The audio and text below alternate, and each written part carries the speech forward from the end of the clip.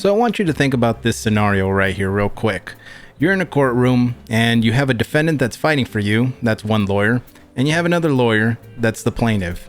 Now, this lawyer is trying to keep you from streaming, and this lawyer is trying to tell you why you should keep going. And here's the thing, both lawyers are essentially in your head. Now, this one's always going to try to tell you that you should just stop.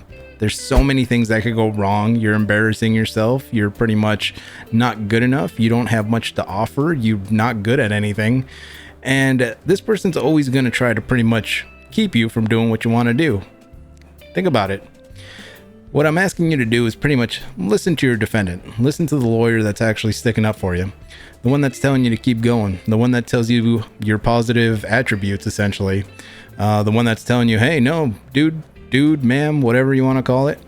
You're a good athlete. You're a good entertainer. You're a good educator. You're very charismatic. You're very funny. You're very stern. You're a good leader. Pretty much always listen to your defendant.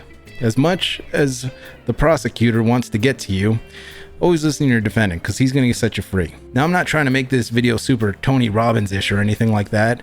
It's just the truth. I mean, really, you're going to hold yourself back more often than anyone else. So once you commit to something, really commit and always listen to your defendant. I know it sounds lame, but really that's how you start becoming more confident on your streams, is just listening to the positive voices, even when the negative ones are right there in your face telling you that, hey, you can't do this, you can't do that. Now, again, think you have a defendant. What would this person say is good about you? Would they say you're funny? Would they say you're really good at drawing? What would they say about you in order for the jury to actually not convict you of something, right?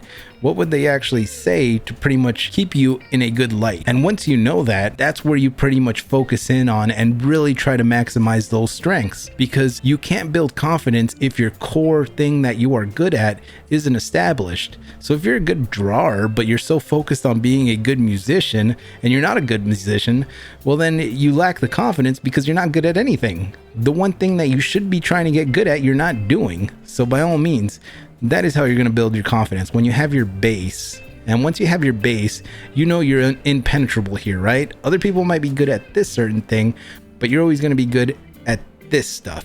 So find that stuff, and that's pretty much what's going to be your confidence booster, because you always have something to draw back on. So know your base and always listen to your defendant. I hope you enjoyed this episode here on Ray's Night Shift. Comment, like, and subscribe, and I'll see you guys on the next one.